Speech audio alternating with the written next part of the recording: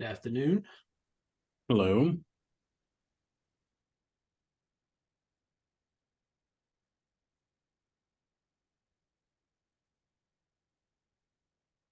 Well, let's see. I have not heard from President Rivera. I have a text out to her. I think we're going to go. Let's interest in time. We'll go ahead and get started and call this meeting to order. Welcome everybody to another fabulous Finance and Operations Committee meeting. Just looking at the calendar of things, we have one more scheduled meeting for this calendar year. So we're getting close to the end, at least for 2023. So please let me know if you think at some point, Ms. DeMayo, if we need to have a special meeting for anything, but hopefully we can get everything done for our next meeting. That will take us into the new year. I think one thing that we often do is nail down the, I know we already have on the calendar meetings up through January 2024 scheduled for this, but sometimes we do look at it's in the December meeting when we nail down the 2024 F&O meetings entirely. So that might be one thing we want to nail down at our next meeting. Yes. So, all right. Well, let's just jump right into this agenda and the action items. The first one, there are 3 information-only items. Are there any comments or questions from the committee members on those? I had none on these either, so we'll go ahead and move on into the abstracts. The first one is, number 1 is ARPA dual credit expansion grant. So is Ms. Natalino available? She's not on, but I'm happy to speak about this. Thank you. This is our extension, of course, trying to offer more opportunities for students to receive credit for dual credit, both their high school credit towards graduation, but credits for their credits in college as well. As a philosophy, the more credits we can get, real credits, that translates to real money for our kids as they continue on in their career. So college becomes a little cheaper with the more courses they could take beforehand, and the experience, and helps them to build the endurance to take college classes when it's time. All right, thank you. Comments or questions? I'll just give the comment. I love these credit programs. I know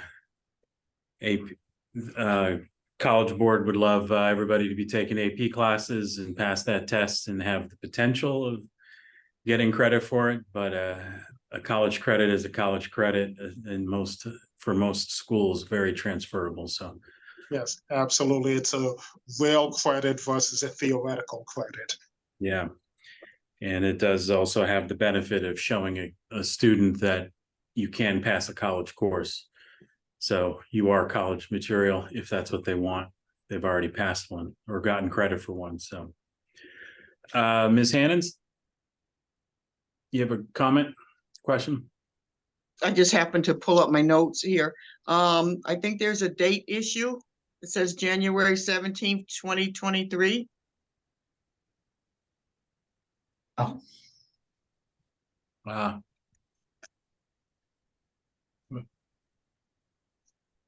Where does it say? I don't see that. Information only.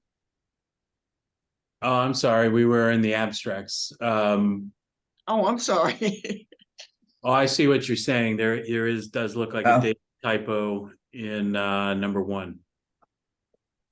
We'll correct it. Presumably that's 2024, right? Or should it, I don't know if January is incorrect or if 2023 is incorrect. January is incorrect, probably. Okay. Thanks for catching that. All right, let's go to number 2 then, abstracts, the ARPA Right to Read grant. Ms. Toussaint? Evening, everyone. Yep, this is the Right to Read grant in the amount of $859,000. The funding will be used for professional development in our 4 turnaround schools, Brennan Rogers, Clemente, Troop, and Wexler Grant. It will be used for embedded coaching and also K-3 instructional materials. All right, thank you. Comments or questions? I had none either. Thank you for getting this money. Thank Number 3, the school improvement grant for HSC. Ms. Strand? You got me again. Well, you're okay too. Hold on. Miss Christina's here. She's next to me. They're just having issues logging in, and so is Dr. Negron, FYI. Okay. Christina, I'm gonna turn it over like this, like so, and she can, hi, everybody. She can There we present for HSC. So very similar to Wexler's, falls under the school improvement grant. The majority of what's in the grant is just carrying on from services from last year. Okay, thank you. Comments or questions?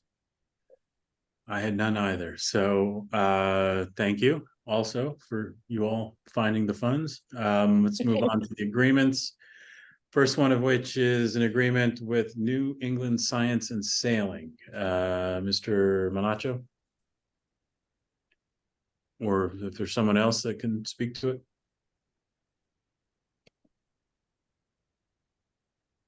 What's the agreement again? I'm trying to pull up the agenda. I'm sorry. We're having a little technology issues here. This is the first agreement, and it's with New England Science and Sailing to provide hands-on experiential learning STEM opportunities at Martinez School. It's a series of trips for all grades.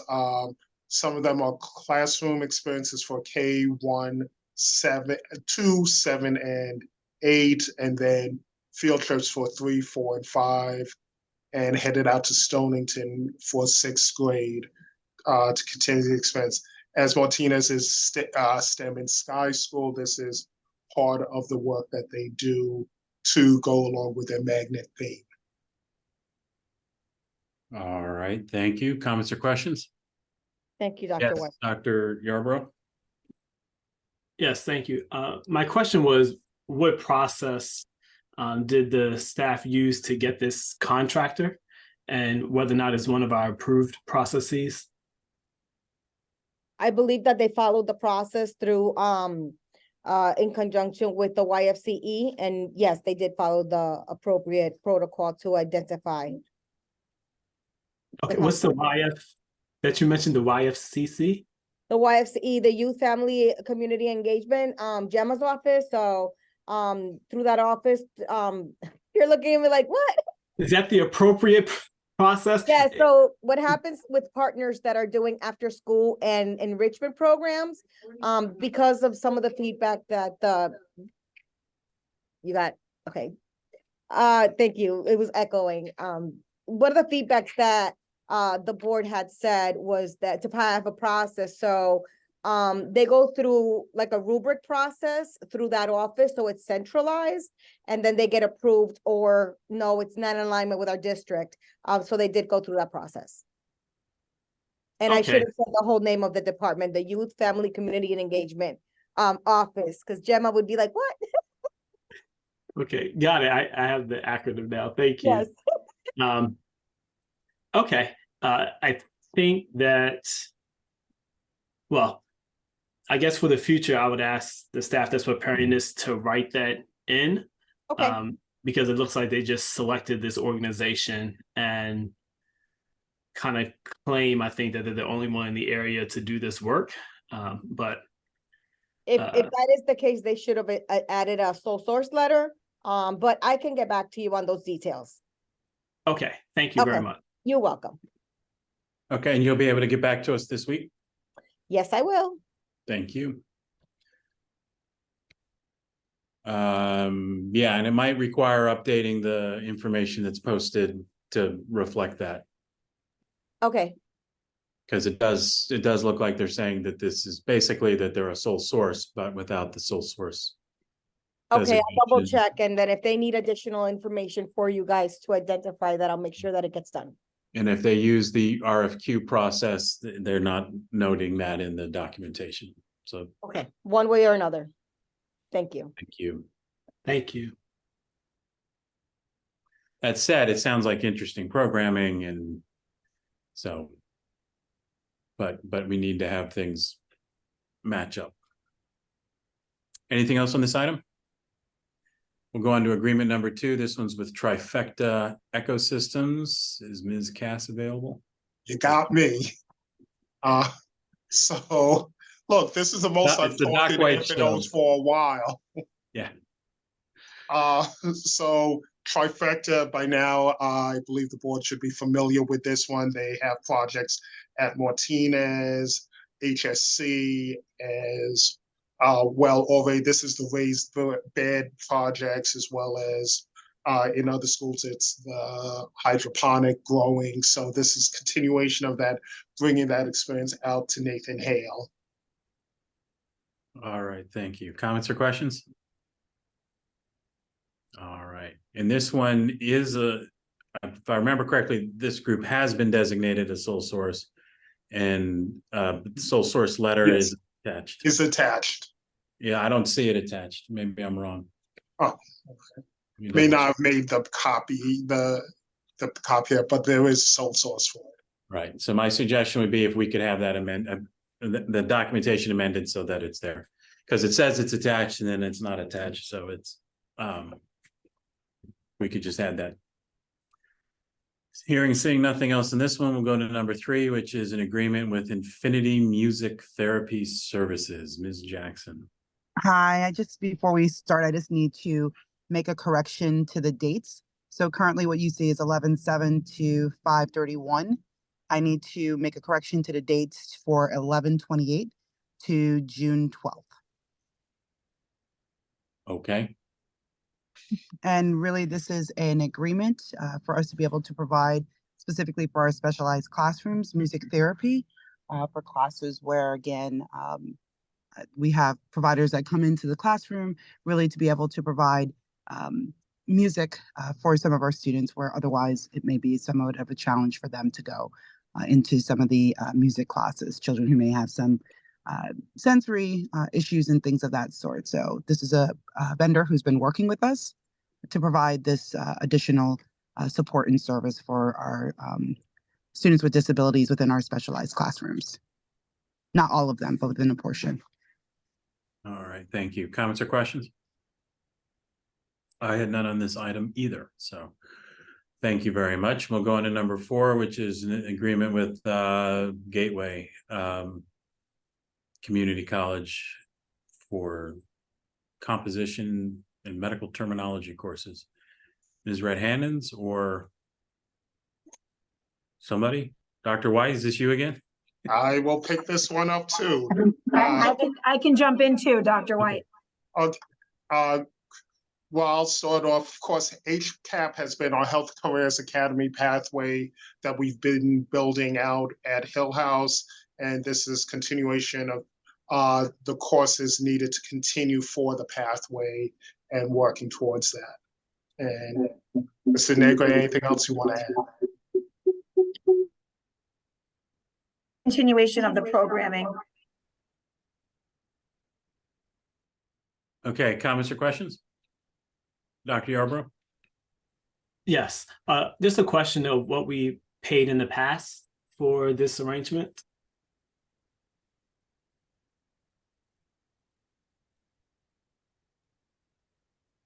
I would have to look for that if I don't have that right in front of me. Okay, thank you. I support it. I just want to know if there was an increase, decrease, if it stayed the same. Thank you. I believe Dr. Yarbrough essentially stayed the same, but we can. Thank you. All right, this is listed that it's a new agreement. it might be a new agreement for these particular courses. Yes, for these courses, it's a new agreement, but we've been working with Gateway for the past 2 years. Okay, and so my question was that they're getting college credit for these courses as well. Is that correct? Yes. Thank you. Which is great. Anything else on this item? Hearing nothing, we'll go on to number 5, an agreement with Arts in Connecticut Corps. Ms. Joseph Lumpkin or Mr. Tabaris? Tabaris, I keep mispronouncing your name, I'm afraid. No, you're right. Talatis is fine. Tiberius Talatis, whichever you prefer. But I'm stepping in for Miss Gemma Joseph Lupkin today. So My question is, what do you prefer? And I'm really going to try to get it right from now on. no worries. Talatis, Okay. Tabaris. you're doing your best. Thank you. So the Arts in Connecticut contract will be servicing 2 different schools, Barack Obama and King Robinson. At Barack Obama, there will be 3 different arts courses that will be given to the students, from African drumming, arts and crafts, and martial arts. And over at King Robinson, they will be doing martial arts and African drumming, if I'm not mistaken. And they will be there for 2 hours at a time, taking on 20 students per each class. So they will be initiating that in December and hopefully running it all the way through the end of the school year. Okay, thank you. Comments or questions? Dr. Yarborough. Yes, thank you. I support this work, and my question is, if you could talk about the difference in compensation between, I'm going to ask about this one and then the one after this, the Boys and Girls Club, between Arts and CT and the Boys and Girls Club, because it just looks like one is getting, it looks like this arts program is getting paid a lot less per student. And so I'm just wondering if I've done the math incorrectly, or if there's something else that's used for determining what is the reimbursement rate, or what we pay invest per student. Of course. So for Arts in Connecticut, that was a process that I sat with the contractor to kind of just determine this price, because each course has a different price allocated to them. Different sets of materials and different items that they need. For example, the martial arts, they actually pay for the exams that they take to actually get certified by the state to be to get their belts, their uniforms, and to pay the instructors. What's also incorporated into that is the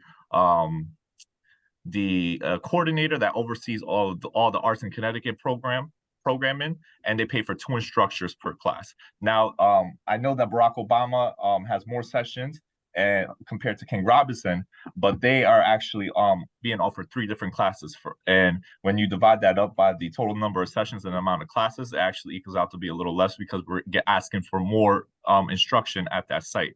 And as for King Robinson, it did come out, the price per session did come out a little bit more, just because of the martial arts being a little bit more expensive than the other classes. Okay, thank you. And I guess moving forward, it would be beneficial to for the partners to provide a price breakdown to kind of just show how we got to those prices.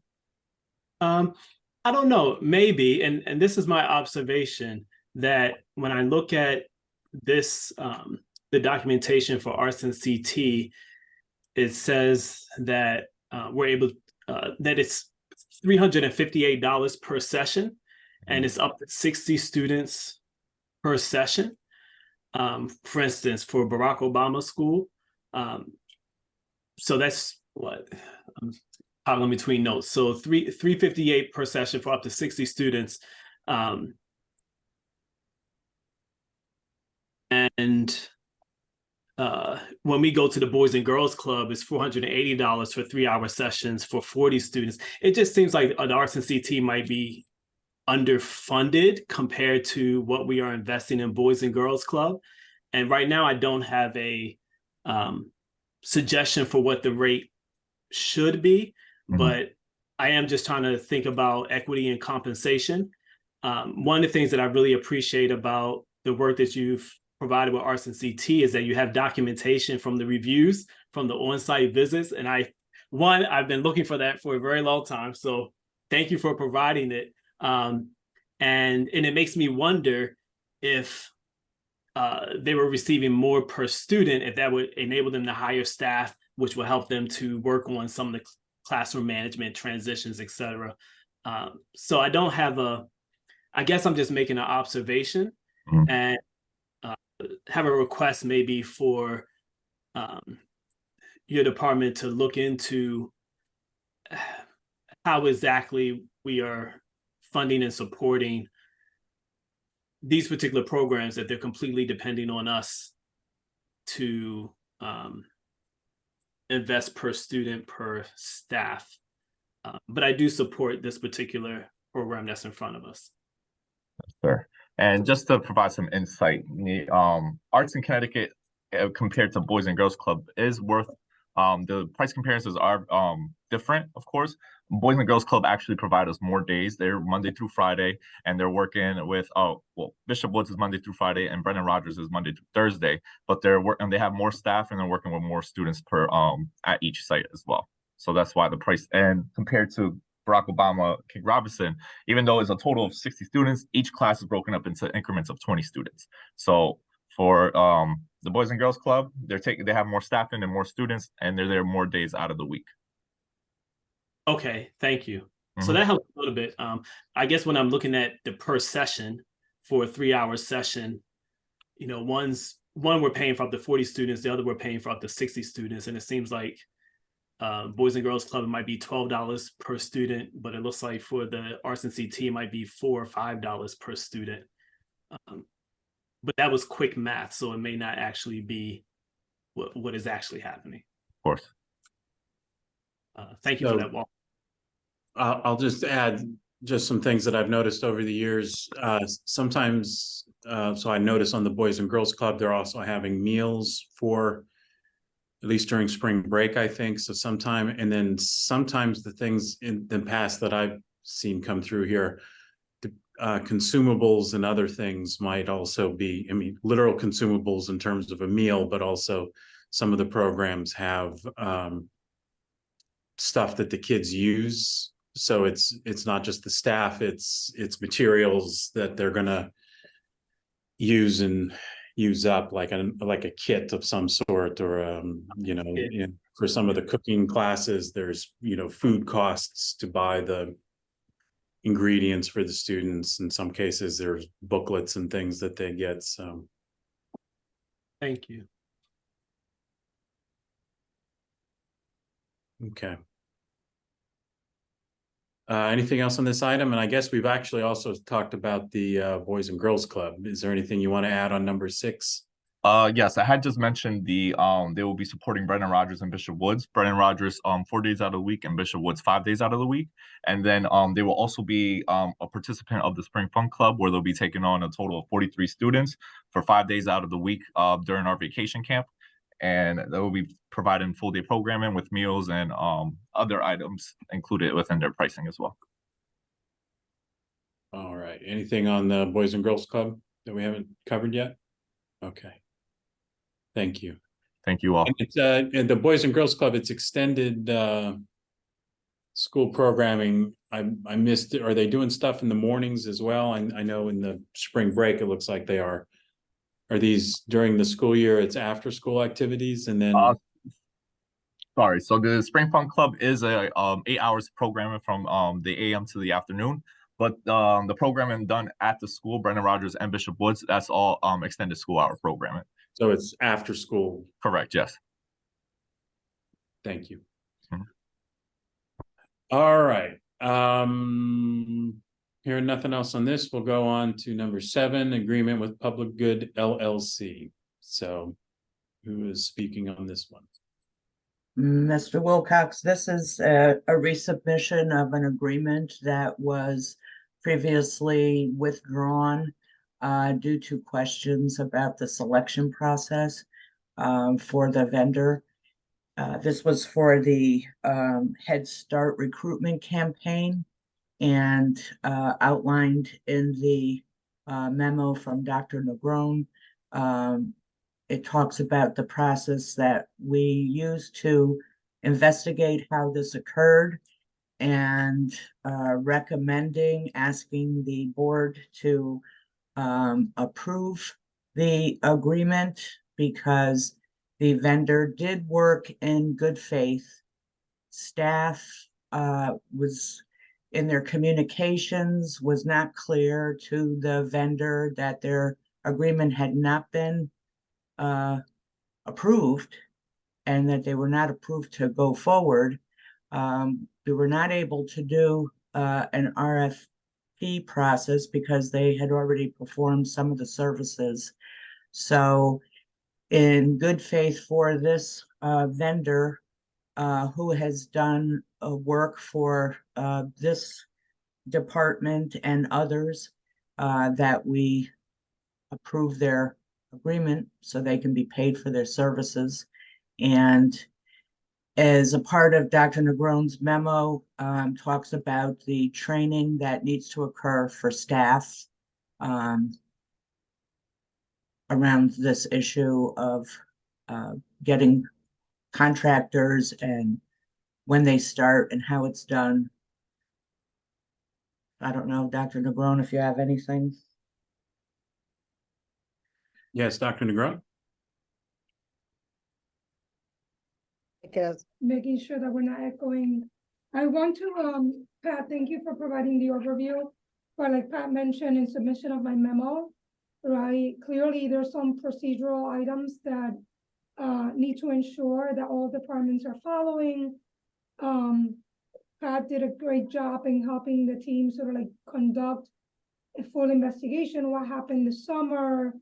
At the end of the day, right, work was performed in good faith, but I am putting things in place to make sure that all departments are adhering to protocol, and that no services are rendered prior to board granting approval.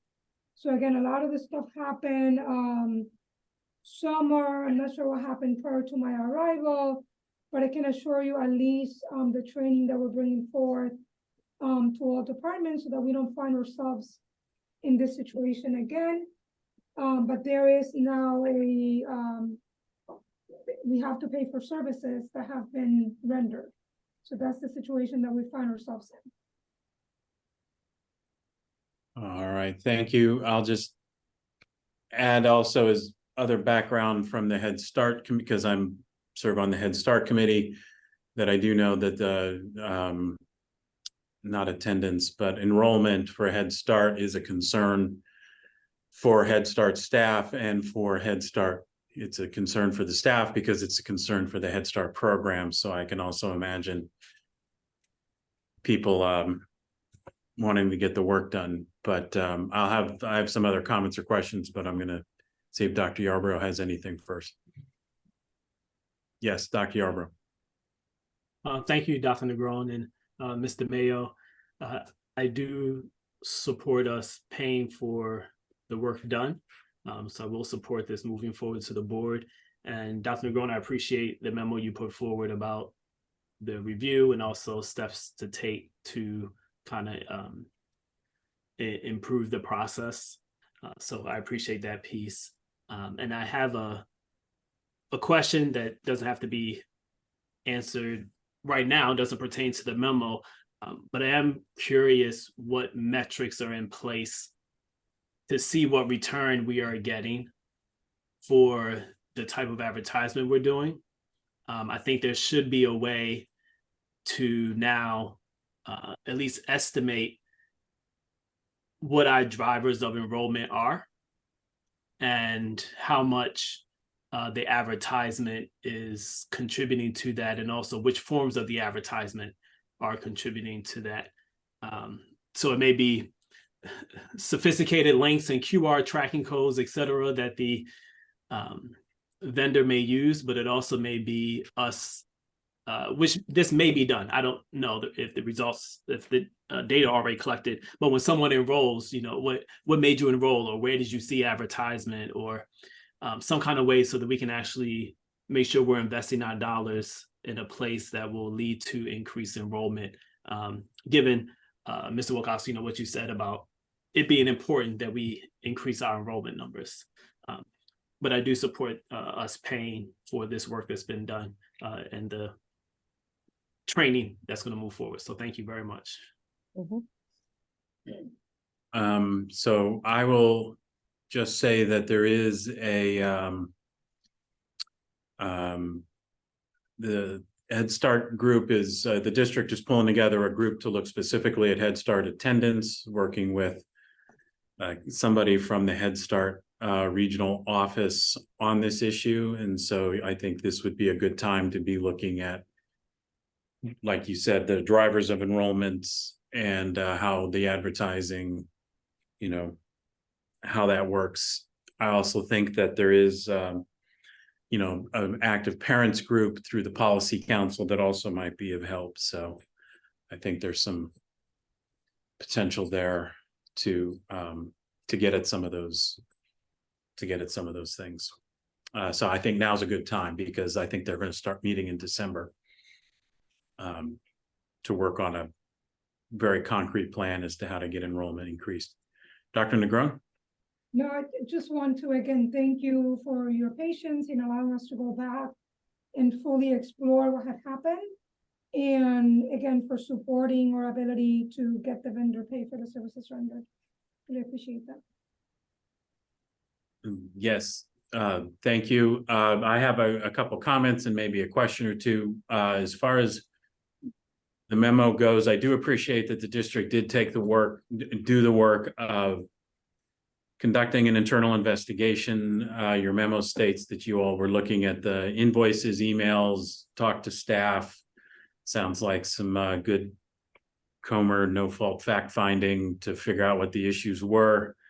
And then having some plans here for how to avoid them in the future. I suggest revising this memo slightly.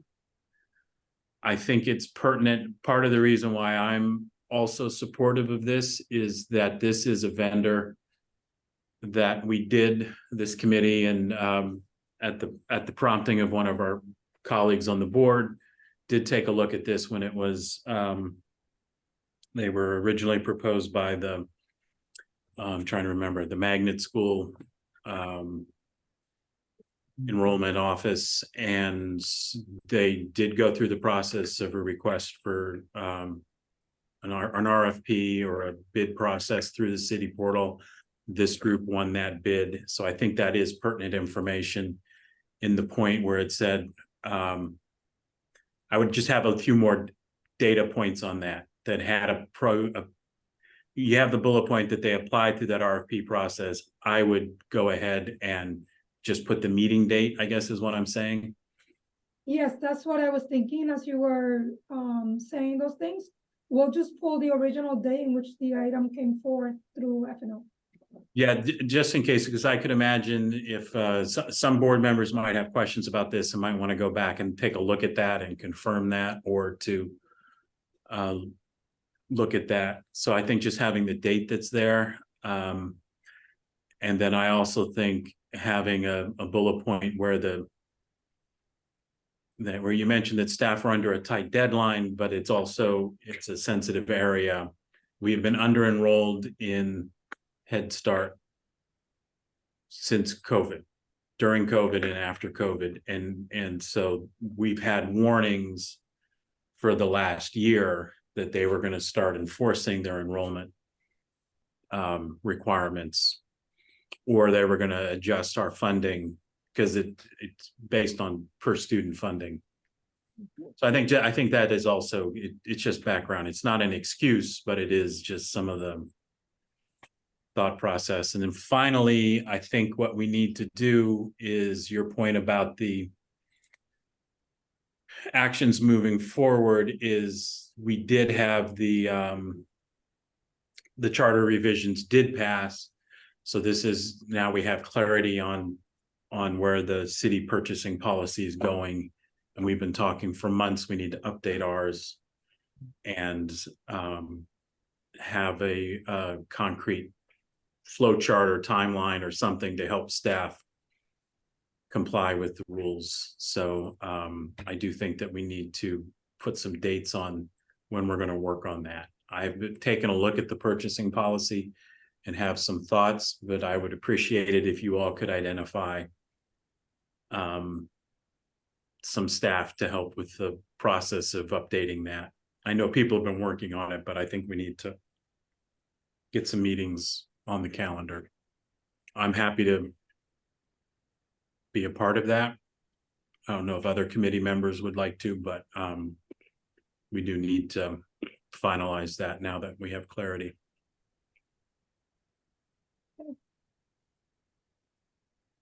And then while we do that, we could also build into that policy that there is some feedback to the vendors or something to make sure vendors don't start work until they know for certain something has happened, like affirmatively for them, that they've been approved. Anything else on this item? Okay.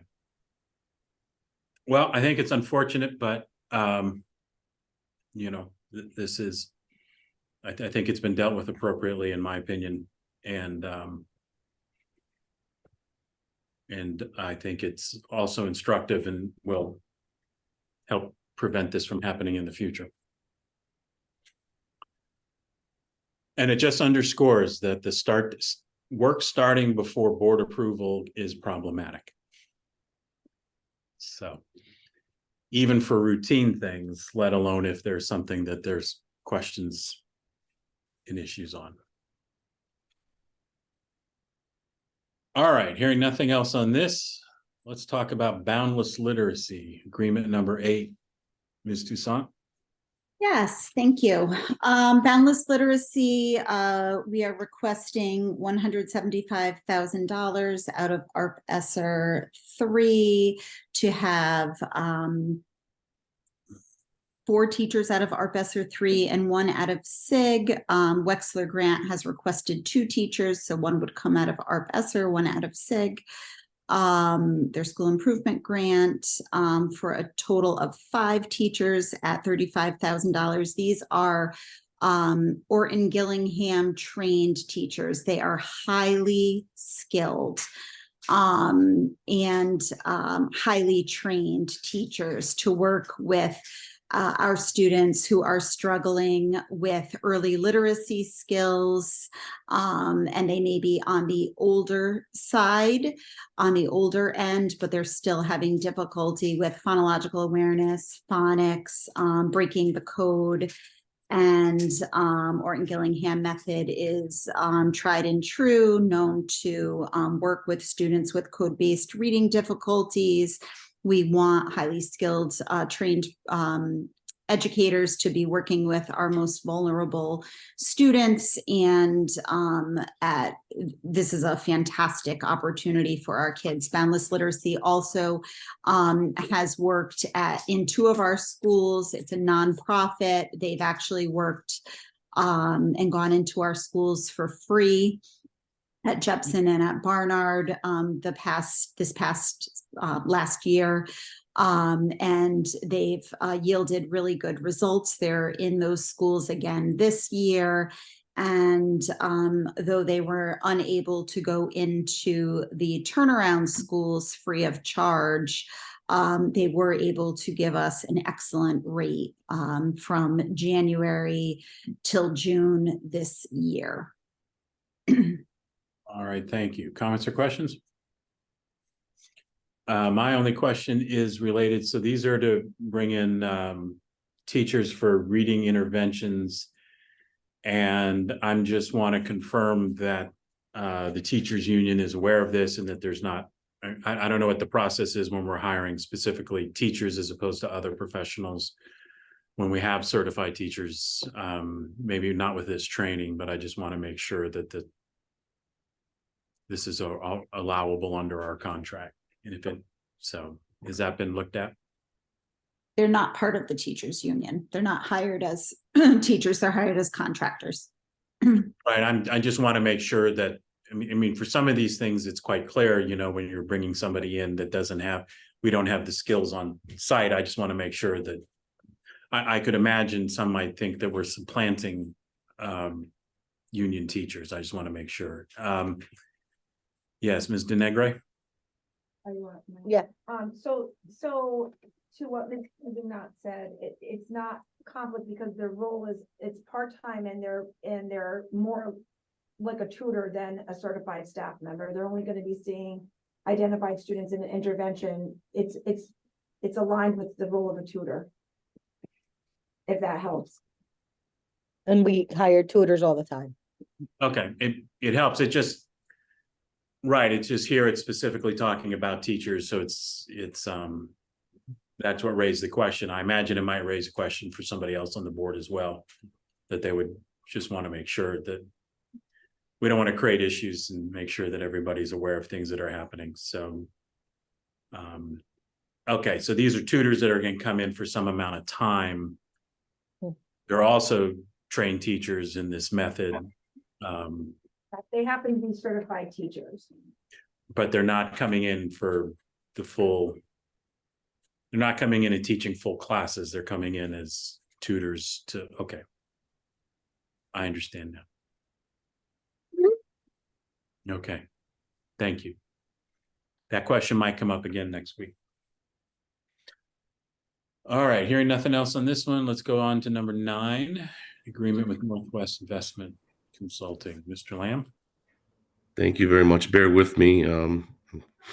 My voice is kind of shot. So this is the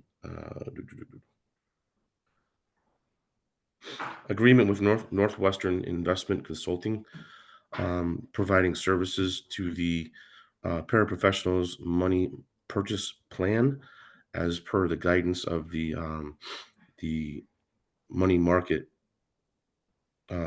committee or group that manages this plan.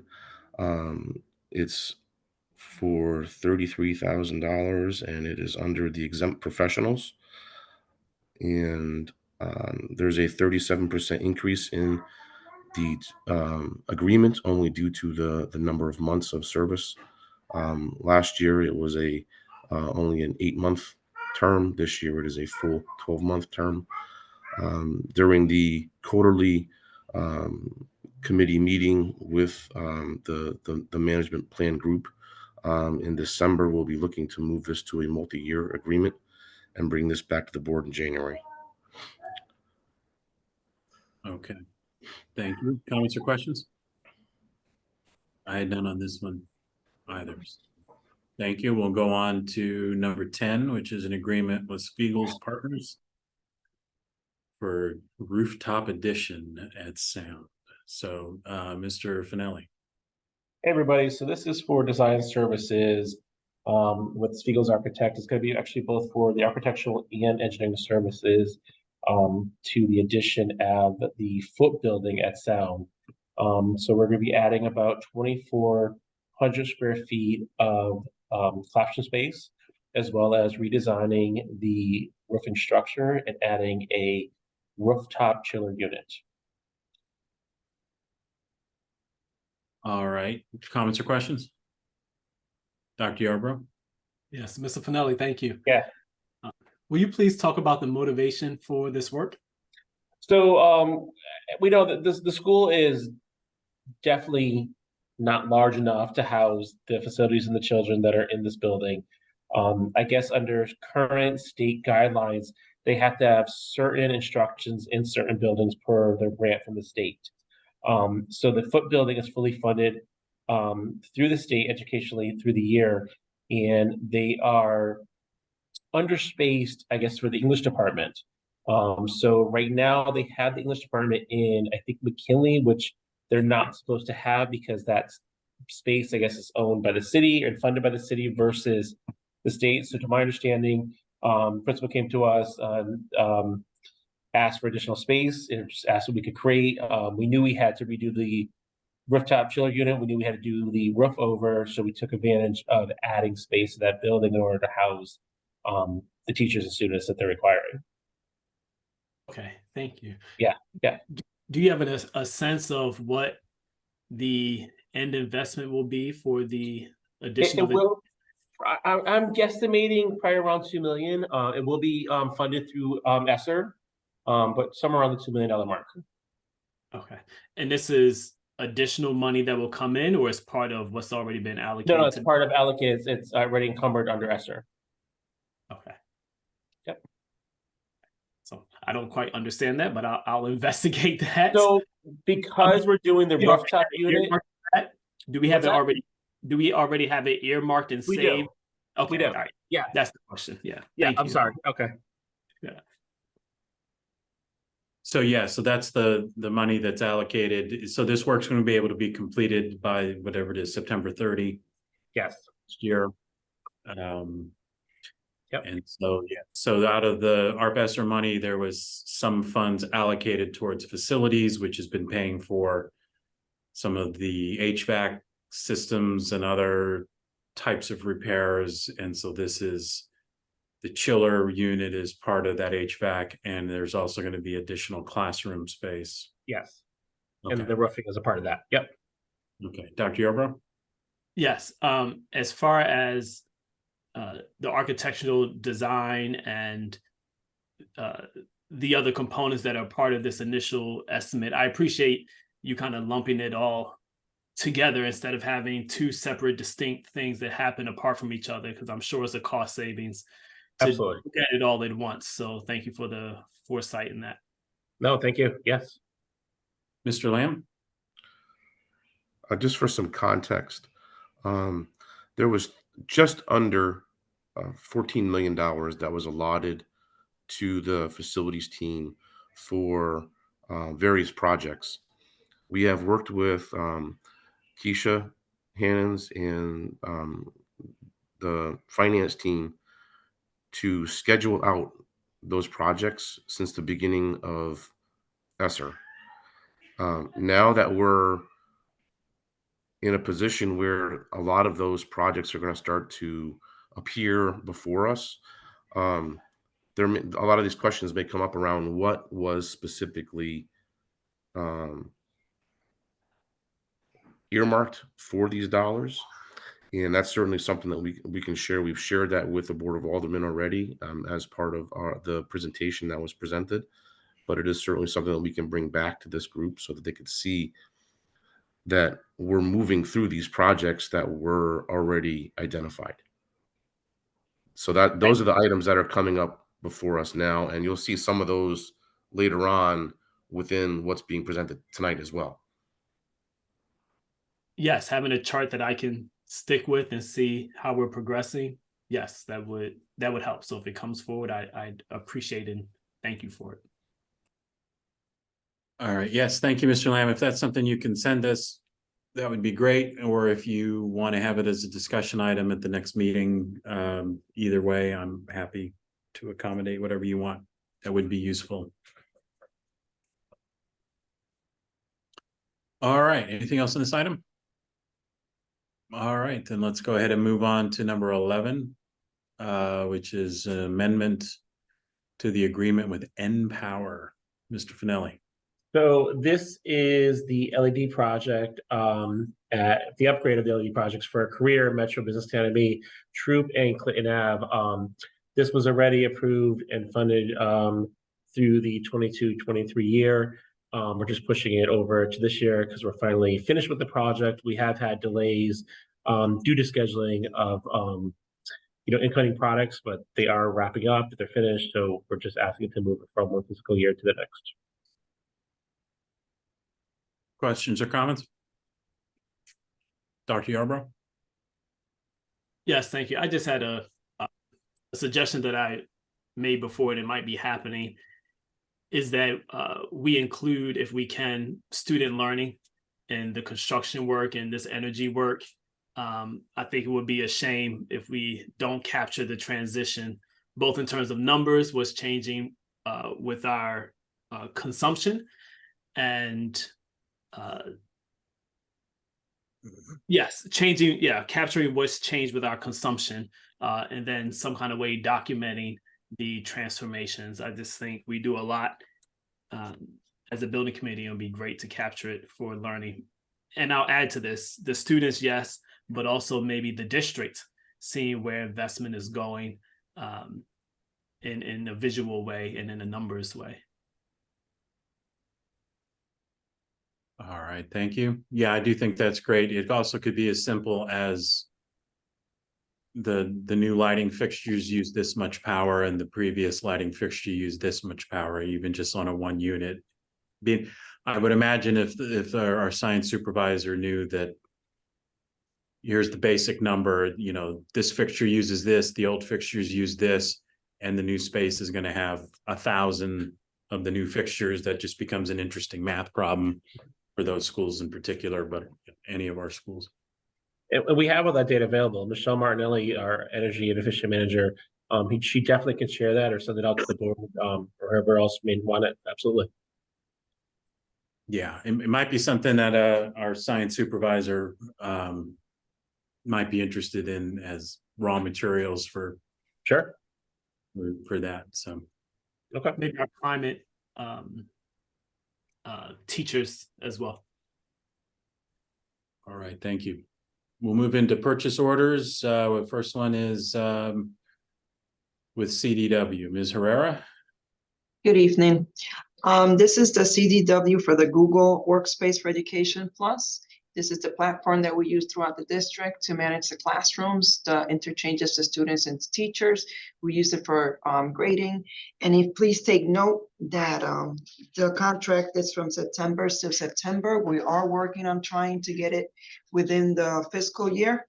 But that's one of the reasons why this was delayed, because we've been working with the vendor, and Google's kind of hard to get to. I mean, CDW is easy, but we have to get the contract through Google to be able to change the dates.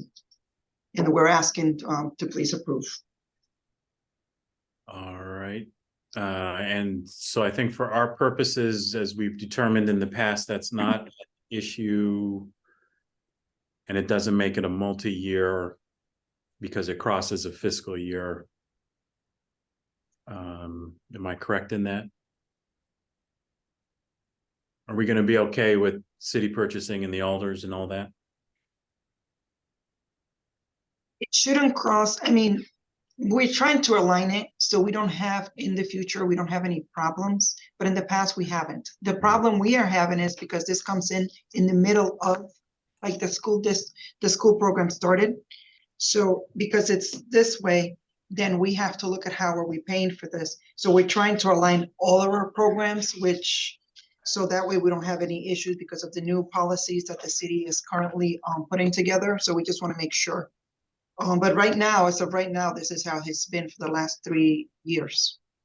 And prior to my attendance here, my tenure. All right, thank you. Mr. Lamb?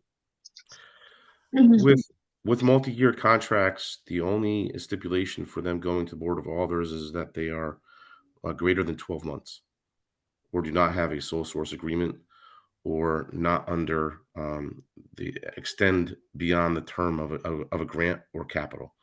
So this would not fall into that. All right, thank you. Any other comments or questions on this item? Dr. Yarbrough? Yes, thank you. I think you included in the documentation just about how maybe initially this was free, but then Google started to charge us for it. So I appreciate that information in terms of what's changed for us for this service. Do we pay for a group of licenses or just for the ones we activate? We have 22,000 licenses that we pay for. We do an average of what it is that we have as students and staff. Okay, so do we pay for it even if we don't use it? Yes, because they do it in blocks. So how they do it is 5,000, 10,000, 20,000. So we do it in blocks. And depending on what the block is, we went with the greater number just to make sure we covered all the students and the collaborations that we have with other entities within the city. Okay, thank you. You're welcome. The sweet potatoes and ham, and she hardly ate any of it. Oh, really? Yeah. Lamb, you are not muted. I do want some of that though, Mr. Lamb. Sweet potatoes, send that here. All right, let's move on I'm to. sorry. That's okay. Let's move on to number 2, purchase order with Darlene Flooring, Mr. Finelli. Yeah, so this is for the new carpet at the Fairhaven Auditorium. So this is a continuation of the upgrade of the school. As you know, we just had all the hallways painted, the new fencing outside, the new playground outside. So now we are starting on the auditorium. The existing carpet is rather badly damaged and stained. So we're replacing that with a new polypropylene indoor outdoor facility carpet. This will be the first phase of the auditorium, and then from there we are removing all the damaged ceiling panels. We will be fixing the plastered ceiling, painting the plastered ceiling, painting the walls, refinishing the stage, and upgrading the lighting. Wow. All right. It's exciting. It's gonna be a lot of fun. Yeah. Comments or questions? All right, thank you. No, this is great. I think a lot of our auditoriums are ripe for some renovation, so I think that's great. Is the plans for this going to also extend into, so it's the lighting you said, is that the theater lighting, and does that include controls? Is this going to? It's not including controls, but it's including all the stage lighting, all the actual theater, lighting, the aisle lighting, the mezzanine lighting, and then the back lighting. Okay, and is there sound system changes? Not as of yet. The sound system is pretty decent, so we haven't talked about funding that yet. All right, thank you. Yep. And we'll move on to a purchase order for Encore Fire Protection. So, Mr. Elaine, or I'll take that. okay. Now that we all know what my daughter had for lunch, this is a purchase order to replace a control panel for the electric fire pump at Morrow Sheridan School. The fire pump is older, but it's still serviceable. We've had some challenges with this fire pump, and to this point, we're going to replace the entire controller. And we've been on fire watch at this school up until this point. But with this getting replaced, I think we'll be able to bring it back online and not have any issues for the future. All right, thank you. Comments or questions? Sounds like she has some comments. But I don't think we do. So thank you. We'll move on into the contracts. First one's with Preet Construction. Mr. Finelli? You're muted. Sorry. This is for the Ross Woodward new school-based health clinic. City of New Haven received a grant to fund the clinicians in this school. Sue Peterson came to us months ago, asked them to put one into the school. We went out, evaluated the space, and realized we'd have to do significant, construction to make this work. So we did take the existing nurses station, expanded that into the main office, and to the right to take over a unused office. So we worked with Seagulls Architects again. We designed the space, put out the bid, and awarded it to a pre-construction who was actually also doing the work over at 21 Worcester. All right, thank you. Comments or questions? Dr. Yarbrough? Yes, thank you. You answered most of my question, which was the reason for the remodeling. So thank you. Just to clarify, there's already existing space for a nursing unit and we're expanding it, or we're adding one altogether? So there is the school nurse right now, but there's no clinic. So now you have the school nurse plus clinic. The school nurse was rather large, the space that she had. So we were able to take a decent amount of that. Like I said, there was an unused office that was used for mostly storage. There's a rather large mail room. So we were able to really expand on that. But it's moving walls and making it functional to fit now what a clinic would need. Thank you. Yeah. All right. And it's great that the city's able to find the money to pay for the staffing. That's great. Yeah. Let's move on to number 2, which is a contract also with a preet for, where's this at? Edgewood. So this is a slight remodel to the nurses station. So Edgewood is one of two schools that has their nurses station in the basement, which makes it difficult, obviously, for various reasons. But the school did receive a kindergartner this year that is wheelchair bound. If he's interior in the school, he's able to get down to the nurses station via the elevator with no problem.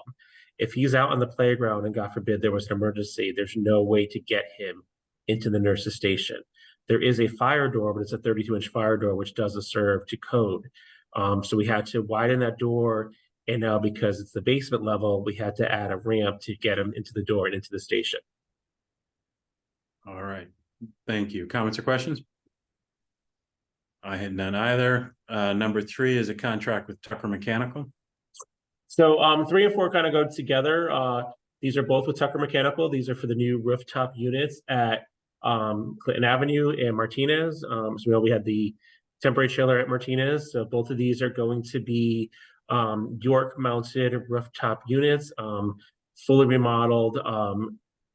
They're both 15 HB Bell BTU units that will serve the school much more efficiently than the ones we had in the past. And they'll be working simultaneously. They're like for like units. They're very similar. So there's no reason why Tucker could not handle these both at the same time. All right, thank you. Any comments on number 3 or 4 for Clinton Avenue and Martinez schools? Dr. Yarbrough? Yes. Just have we recently completed a replacement of one of the chillers, and how did it go? Which chiller? For any school, have we recently completed? No, this is our first one. So we did a temporary fix at Hill House over the summer, but this is our first full remodel since I've been on board using ESSER funds. Okay. So yeah, so let you know, we had a couple temps this year. We pulled those out, and there will be others. I think we're doing 4 more chillers that will be coming to F&O the next couple of months using ESSER funds for that as well. This will be our first full remodel. Thank you. Yeah. All right, thank you. Number 5 is masonry at Lincoln Bassett.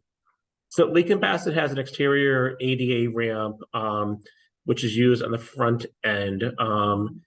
The current ramp that's there now is 36 inches. The ADA ruling says that you have to have a minimum 36-inch wide ramp with handrails on both sides.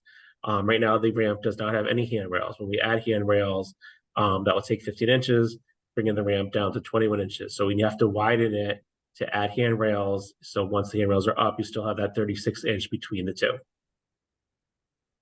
Got it. Thank you. Comments or questions? I had none either. So we'll move on into amendments. Tom, you got a question? Just a comment.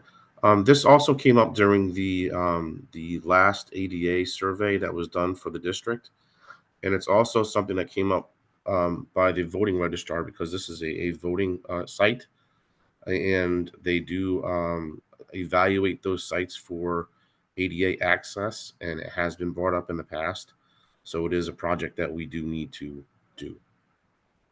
All right, thank you. Along those lines, are there others that you have identified that we might be seeing in the future meetings? Not to this extent. There are some things that we're doing internally with our facilities teams. That's small handrails here, some small changes here and there, but nothing to this extent. Got it. Thank you. Okay, we'll move into the amendments, and they seem to all be quite similar. So Ms. Diaz-Valencia or somebody? Is there anybody to speak on these? I'll speak on them. These are the amendments to the agreements for the school readiness sites.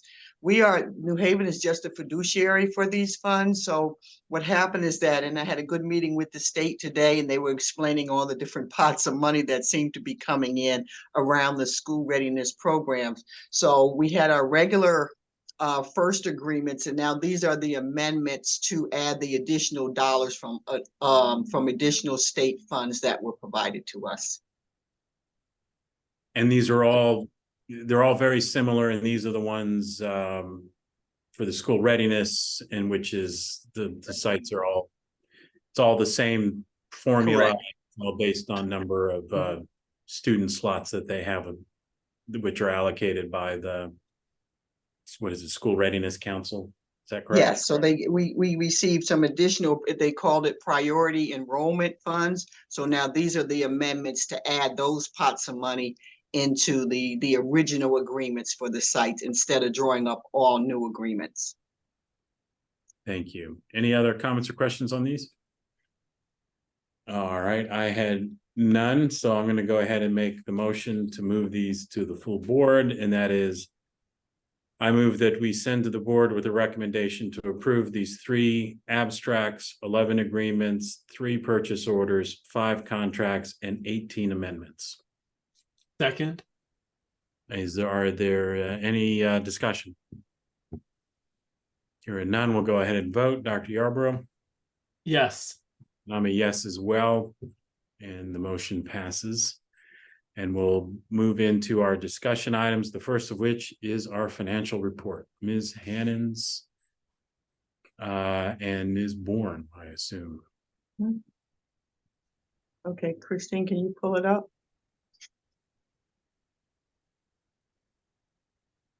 Okay, so this is our financial report for the period ending October 31st, 2023. And of course, in front of every report, we show the strategic plan and how that works.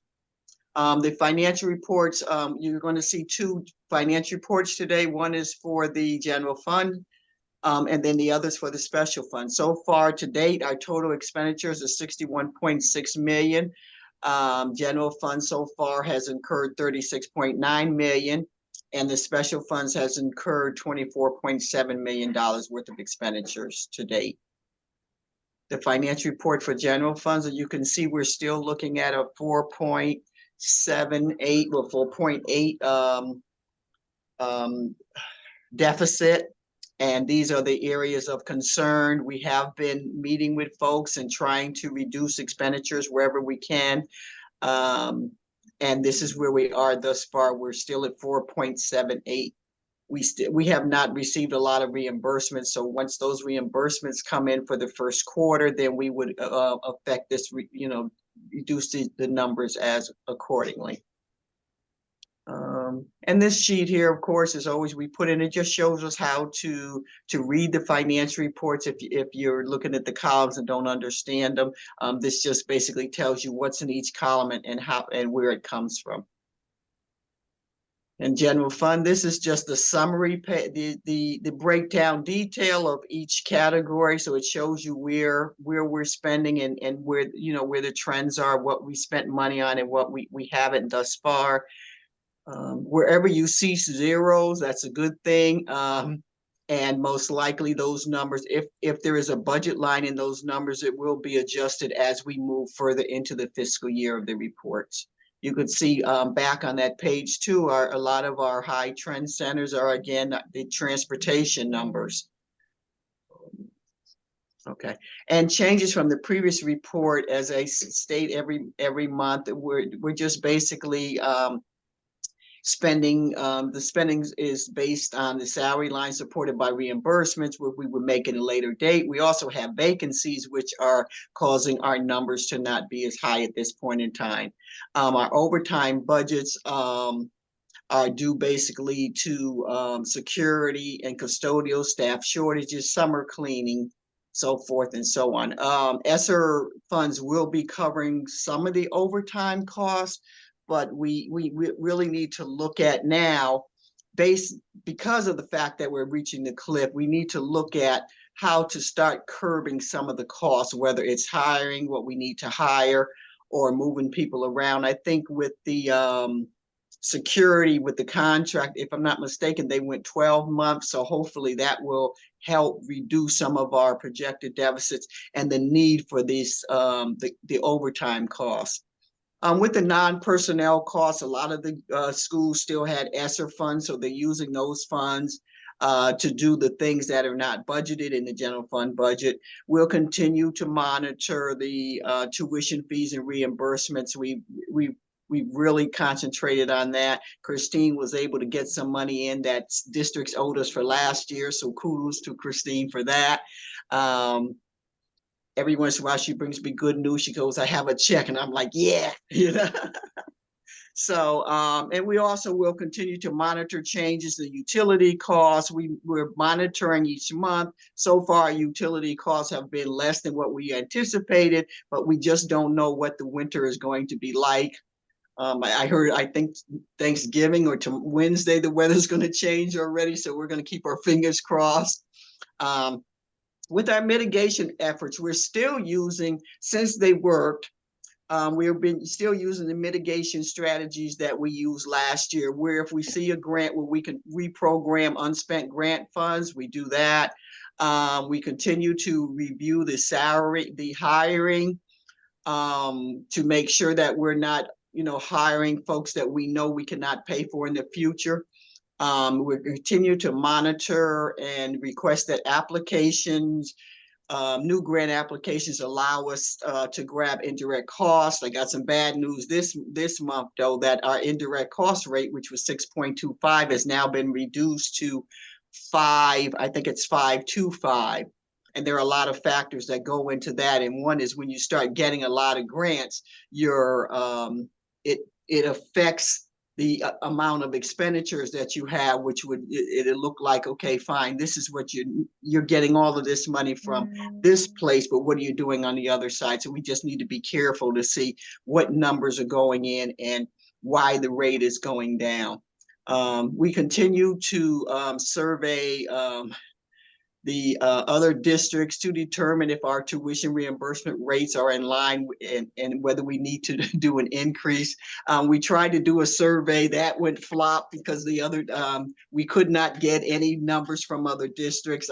Folks weren't willing to give up, the amount that they charge them that we could then turn around and charge them. So we didn't get much luck in that, but we tried. And we'll continue to utilize ARP ESSER funds to cover costs through hopefully we can get another extension so we can go another year. So that's why we're really monitoring what we're spending and to reduce costs wherever necessary without affecting the classrooms. And I think I talked faster than the slide. As the remaining, I just wanted to make note that as the remaining ARP ESSER funds will sunset in September, we would need to look at programs and resources and make the hard decisions this fiscal year so we will be able to continue the work identified. So we're going to start looking at building uses and overtime costs, school closures, review enrollment numbers and class size, roll back possibly on summer school and or busing, and of course, part-time non-classroom facing staff. Unknowns, as we know, like we talked about the utility, we still have unemployment costs that come to us quarterly. We do monitor those to make sure that folks that are working and are getting a paycheck are not receiving unemployment compensation. We have no clue basically on the retirement payout costs, what they're going to be in June 24th. So that can affect the budget. We still have a few contracts that need to be negotiated, and we also are getting ready to go put in the ground rules, I think, for the substitutes contract is not settled. And of course, it hasn't snowed yet, so we don't know where we'll be with snow removal costs. We're hoping it doesn't snow. Litigation costs still continue to be an unknown. And then any emergencies like adult ed was a real emergency that happened about a week or so ago. So those things, of course, are not budgeted. So I just want to keep in mind that the current budget reports are still based on year-to-date expenditures and represent a snapshot in time. We also use historical data, current encumbrances, and items within our control. Those are the ones that are known by us during the reporting period. And we continue to monitor closely and we'll continue to make changes as issues arise. The financial report for special funds is basically clear cut. So far, we have 121.2. We've spent 24. We've encumbered 23. So the current available balance is 72,944. Now, keep in mind that there are still payrolls and employee benefits, and we put those out there as we make the charges. This is my little chart that I'm a visual person. So I like to put the chart out there to show basically how much money is spent on certain things. So you could see the bulk of our funds are spent on full-time salaries, which should be of concern, because as these grants go away, these pieces of the pie are also going to start shrinking. And then this here is just telling you the revenue report and how to read it. This here is the summary of grants revenue. So you can see in fiscal year 22-23, we were at 181. We're now, we rolled over 61. We received so far 59, and we have pending another $14 million. So we're anticipating that we're going to have total funds available of 135. I would just like to point out that that's a big difference between 135 and 181. So you can see now that the grants that were in the district for maybe 3 years, 4 years, and or our ESSER funds, you could just see the impact already, because those funds will be going away for next fiscal year. And then this is the same thing in the pie chart again, but this pie chart here shows you where the dollars come from. And now I'll take questions if there are any. All right, thank you. Comments or questions? Dr. Yarbrough? Yes, thank you, Ms. Hannes, for your work, Ms. Bourne, and just your department. 2 questions. One is, you mentioned emergency costs adult ed. Was that a building related expense, or what was that? Yes, I think over the weekend it flooded. Okay. And my second question is, in terms of overtime costs for custodial security, I'm wondering if that's related to building use, that from after school programming? We are, to give my colleagues time to answer the questions, we did have a brief meeting. We will be having another meeting. I want to say it's tomorrow. So then I could better answer the question on what's happening and why. Okay. But we've just, highlighted that the costs are high for the first 3 months of the year, and we want to get a handle on it. But I'll be able to answer better once I meet with my colleagues tomorrow. Okay. Thank you very much. Thank you. All right, thank you. I don't think I have any particular questions about the report. Thank you for all the work that goes into pulling that together and trying to mitigate that budget deficit. It's not changing much, which is No. and so I guess I do have a question is, are you anticipating that there's still some outstanding information that's not reflected there that'll bring that number down, or should we be interpreting that as that 4.7 million deficit is really baked in? And We are working diligently on just trying to get the numbers down. And like I said, even with the overtime, I said, we have to work on this now as opposed to waiting till later. So we're being very proactive at jumping out there and seeing whenever something's coming in, or even, when we see things going through the board that we weren't aware of, we're asking questions ahead of time to see if it's something that could, definitely has to go through, or is it something that can go through, could it have been charged to a grant? Or we need to really, I guess we're going to start asking the question now, can we afford this? And what, even for next year, like I said, if we're putting in something that we know we can't afford next year, then I think we really need to push back and ask ourselves some really serious questions. Should we go this route? So we are asking the questions, and as a team, I have to admit, everyone is doing their due diligence and coming up with the answers and saying yes, no, and maybe. all right, thank you. Mm-hmm. And then unrelated to this, but it was mentioned, Dr. Negron, it might be worth having, is if you're not already planning in the superintendent's report, just information about the water leak at adult ed, and if what their plan is, and if that's going to, what the long-term impact on that is. And I do think it's especially nice that last full board meeting, the board did approve the architectural services for the new adult ed space, because clearly getting out of those aging building is going to be key. No problem. I'll be sure to have an update.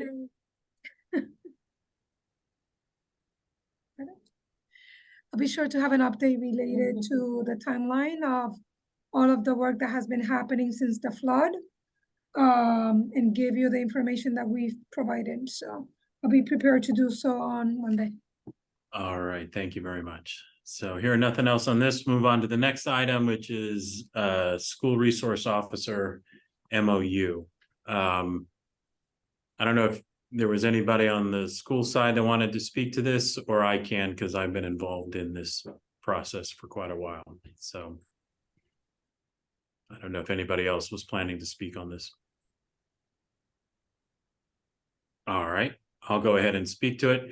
As you all are probably aware, in spring of 2021, after having a group of stakeholders that included teachers, students, administrators, police department, including now the now police chief, but then an assistant chief, was involved in studying school resource officers in New Haven schools. As part of that report, they made a series of recommendations. One of those recommendations was to update the MOU between the district and the police department.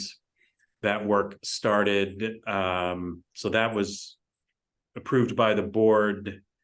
That work started close to a year later. It was deemed time to go ahead and start on that process. The district used Shipman and Goodwin's Natalia Sierra Milan as the attorney, because she has had experience in negotiating SRO MOUs in other cities in Connecticut, I think, including Hamden's, which was done in, I think, summer of 2022.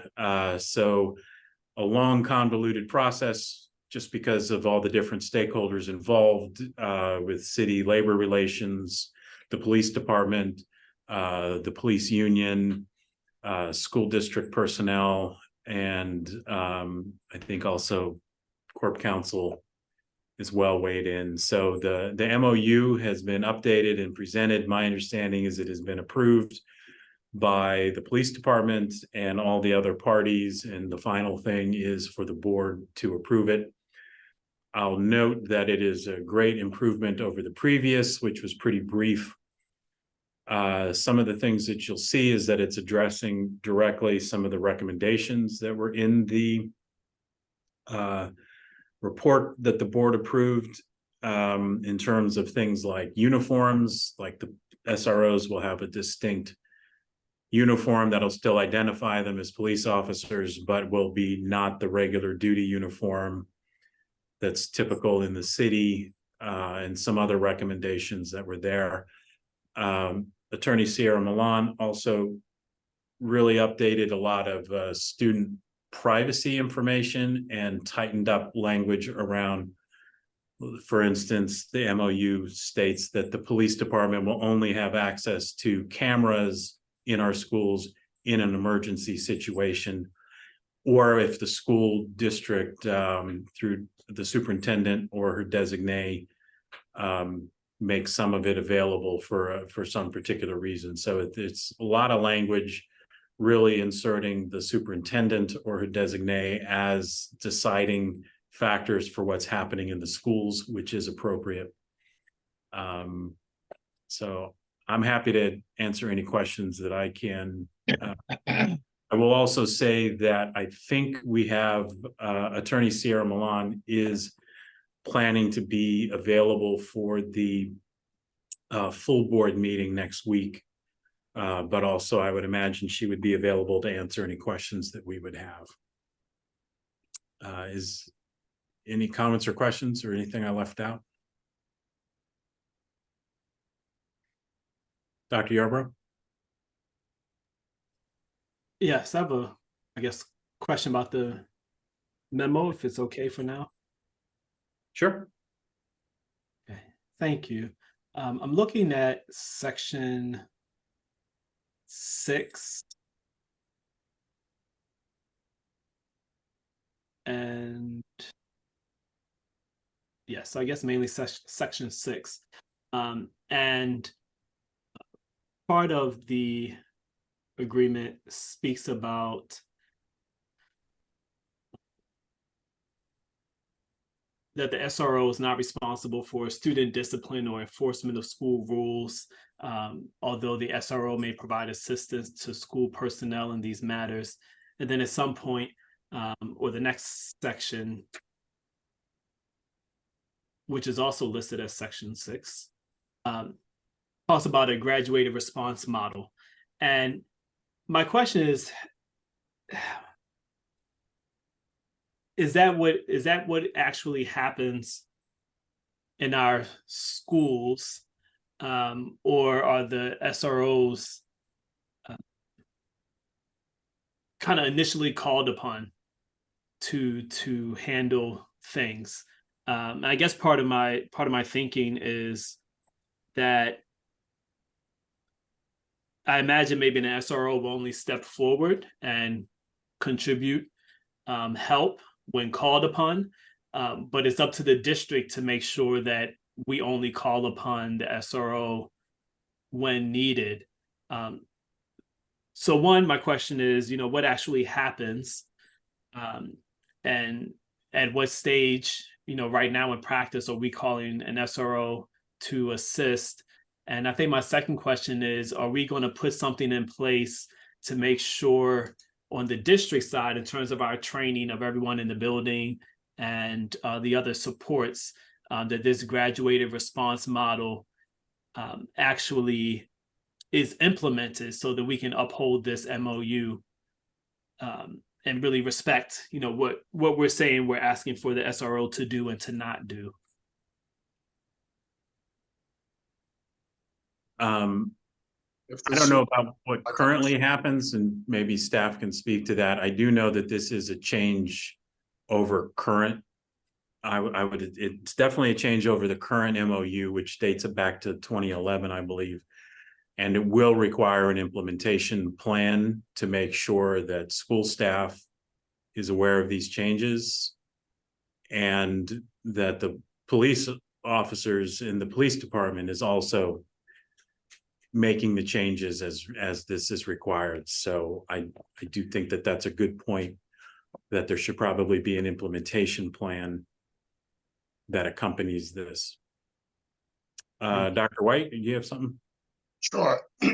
In terms of what happens, the SOs that we do have in our schools right now, of course, have chosen this assignment and requested to be there. And usually in most cases are an integral part, embed themselves into the communities of the school. They take up position in particular areas. They do not enforce school rules. Remember, one of the things, and Mr. Wilcox may remember this from the panel, was that there was some convolution of our NHPS security and the NHPED. And so there was frequently the discussion of what were acted upon. Of course, we have our security officers who are our employees who do help assist with discipline, help with moving students along. Sometimes we'll assist in removing a student from class. That is not a duty our SROs do. SROs only engage when there's danger or report of a crime, and then they cover the other schools to do that. So in practice, that is the role. And then, as I said, because of the people we have currently as SROs, they do engage our students. Because they're in our buildings, they know our hall walkers, they know our kids and generally try to engage them and move them along. That's success. Move along to your class, and then when something's happening, they are involved, or they get called to another building to assist based on what's happened, and when we do need to have a police response to a matter. Thank you. Did you have any other questions, Dr. Yarborough, or comments? I did have one more, and I don't think I read closely the response. Well, I think I read the answer. It was just around the body cameras. And I think well, one, if somebody knows and wants to correctly speak to it, that might be better than me guessing at what I read. But my question is kind of what is the decision that we came to? And I think that maybe the SRO was supposed to activate the camera during some time, but not during other times. And I'm just wondering about how realistic that is. Well, I mean, the language is says that the body worn recording equipment shall not be turned on by the SRO while acting in the capacity of an SRO with respect to educational responsibilities or typical interactions. So they're only supposed to do it when they're in their law enforcement capacity. So in the situation that Dr. White just mentioned, if they were responding to a dangerous situation, then they would turn it on. So, but it's written in here, they can't have it on just as a matter of course while they're talking with students. And the goal there is to make sure that they're not recording students or walking down the hallway or something, but only in a situation. Yes. Yeah. So we don't want our schools. I don't think we want our schools and our children surveillance, which a camera may do. And I'm also curious about the judgment and the speed at which an officer is going to determine, oh, this is an emergency, I need to turn it on and I need to respond right away. Just how that scenario is going to unfold. Hopefully we will never know. Right. For the most part, it's usually engaged when they have to take a report of an incident, like whether it's response to perhaps a parent comes in to report a violent incident or some sort of incident, they'll turn it on for the report of that. And they notify that they'll turn it on. And if they need to record the administrator, they do notify, said, I'm going to put my camera on to take this report, because that it's usually, again, related to emergencies and criminal matters or potential criminal matters. Okay, thank you. That clarifies and broadens my thinking. So thank you about that.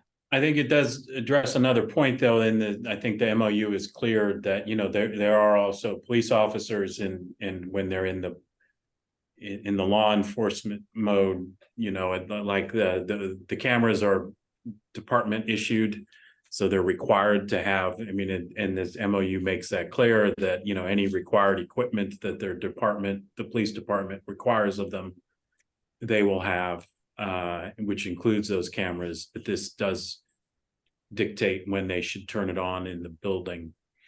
My understanding, and this is not something I'm an expert in by any means, but they don't have the cameras running all the time, but I think part of their training is to turn them on, and at least through news reports in other cities, sometimes that's part of the when there's issues like why wasn't the camera turned on when they were doing some sort of law enforcement thing that but my understanding is that that's part of their training as to when to turn those on and when they're legally required to in Connecticut. Thank you. So I'm just gonna, you know, I have issues with SROs, but I also am a realist in all things. I try to be, and I know we're gonna have police in our schools anyways.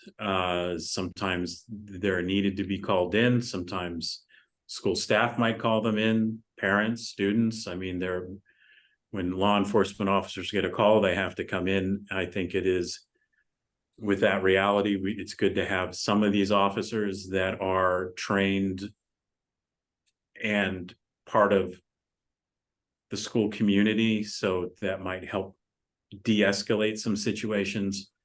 The research shows it's mixed in terms of, for SROs, in terms of the benefit of having them in schools. They can create problems, but the report that the board commissioned and the group that looked at it showed that the data, this New Haven specific, shows that our SROs were more effective and did not lead to extra arrests like in other cities in Connecticut. So it seems to be working as well as it can. And so I am in support of this, and we definitely need to have an MOU in place. I think we need to know this MOU has up to 9 officers. This is paid for by the police department. But I think we're going to have questions on Monday in terms of how many do we currently have and where are they located? So someone might want to have that information. And someone should probably interact with Attorney Sierra Milan, because she'll be ready to present on this if we need her to. So, Dr. Yarbrough? Yeah, it's related indirectly, but I think it's at some point in a previous board meeting, we saw data, and I think we started a conversation, but didn't continue a conversation around how our students are doing in terms of behavior and disciplinary measures, and what is working in terms of pathways of restoration, in-school suspension, out-of-school, in-school suspension, out-of-school suspension, expulsion, and what we do to keep the students in school, keep a school together, and try to avoid escalating. I would be interested in seeing where we are and what our plans are for that. And I really hope that we kind of maintain a scenario in our schools where for the students who are in school, we don't absolutely require an SRO to be present, even though one is. So I can see if, so if we do have students for behavior reasons who should not be present because of repeat behavior, perhaps, I hope that we're not still keeping them in school because the SRO is present. I hope we have an environment where we just have alternative paths, maybe for that young person, and still keep the school together. I can foresee a scenario where we say, okay, we have this extra person in our building, and so, you know, maybe we tolerate higher tensions within our schools or a particular class. I'm not sure. This may not exist, but maybe we can talk about it at some point when it's appropriate and when we can have good thought around it. All right. I don't know if anybody wants to speak to that. I will just say that I do know, I think at the end of the second marking period, the board has asked for another update on school discipline, and that it include information about arrests. I don't know if that might be that appropriate time. Ms. Camacho, you had your hand up? It's actually Dr. Negron that's going to Okay, speak. Dr. Negron. No, I just wanted basically to reiterate what you just stated, that our plan was to bring forth at the beginning of the next semester an update again on our discipline, just like we did a few weeks ago. And that report would also include any information that we have at the time related to the arrest. I also wanted to add, and I think Dr. White did a great job describing, right, when it is that we do tend to utilize our SROs, is that I just want to kind of give my take in the way that I look at SROs. I do believe that I do believe in the fact that I do want to see them in our schools. But I'm also cognizant, having been a principal here in New Haven, that I never like tapped into my SRO to take care of the business that we needed to take care of as administrators and also with our security guards and whatnot. Again, they're there to support us, and yes, we would tap them in case of extreme emergencies.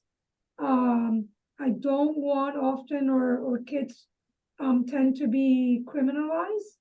That is not an environment that I want our children to be in.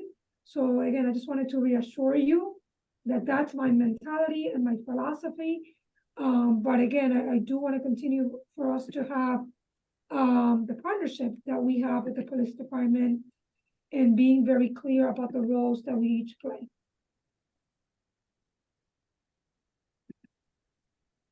All right.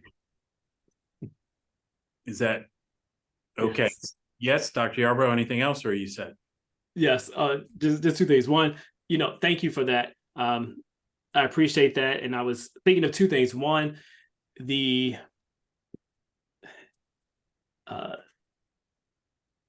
kind of after this is settled, maybe during the implementation phase, it might be worthwhile for parents, for students, for the community members. In this SRO MOU, it talks about how uniquely the SROs are trained.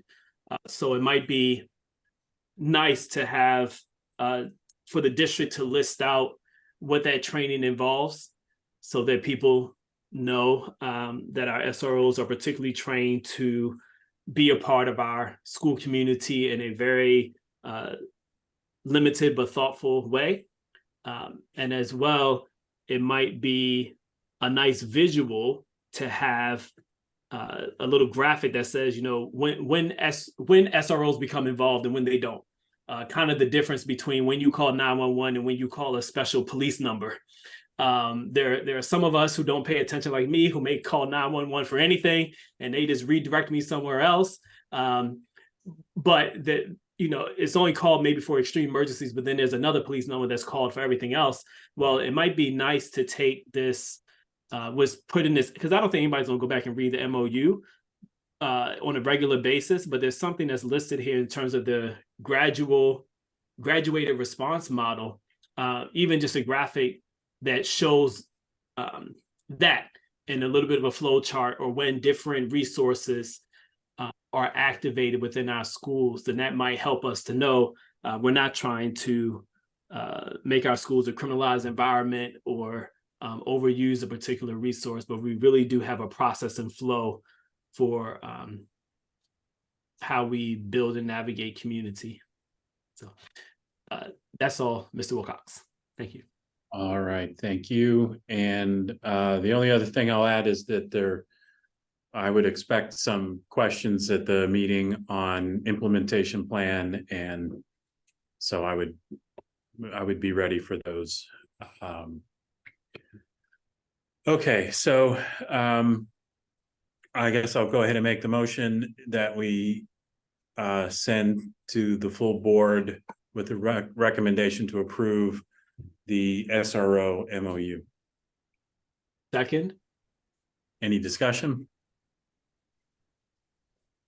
Just as discussion, I would just say if anybody has any other thoughts or questions or things that occurs to them, to please think about it this evening and send that on to the committee and to the superintendent tomorrow, because this is a short week and this is coming up on next Monday's meeting. And so if there are questions that can help folks make their presentation at next Monday's meeting better, please get that out to us. So we'll go ahead and vote. Dr. Yarbrough? Yes. And I'm a yes as well, so that motion passes. And then finally on our agenda, there are 3 information security related policies that I would like to move on to the governance committee. There is we've talked about these here before. There has been a subgroup that was pulled together with Ms. Herrera, Ms. DeMeo, I think Mr. Lamb, Ms. Hannons, Mr. Connolly from IT, Dr. Finley, I believe, and myself that have talked and looked at these.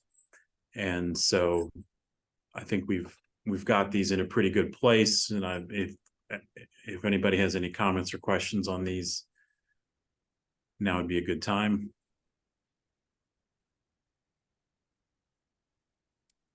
All right. So what I'd like to do is just make a motion that we send to the governance committee for their consideration the edits to policy 3520.1, 3520.11, and 3435. Second. All right, any discussion? Okay, we'll go ahead and vote. Dr. Yarborough? Yes. And I'm a yes as well. So that motion passes, and I will send an email with these to the governance committee so that they can consider them and bring them forth to the full board. All right. So I guess that's that. Oh, and that's a reminder, there's probably going to be policies from the governance committee, and I'm going to do my homework better on those this time. So I guess that's a reminder also to Dr. Yarborough. Yes. We'll probably have some policies on there, and I'd hate to disappoint Dr. Benitez again. So Likewise. okay, let's see here. That's everything on the agenda. So motion to adjourn. So moved. And I second it. We'll vote. Dr. Yarborough? Yes. Yes, as well. We are adjourned. Thank you, everyone. Hope you have a good evening, and I hope you get some time off for Thanksgiving. Thank you all. Enjoy.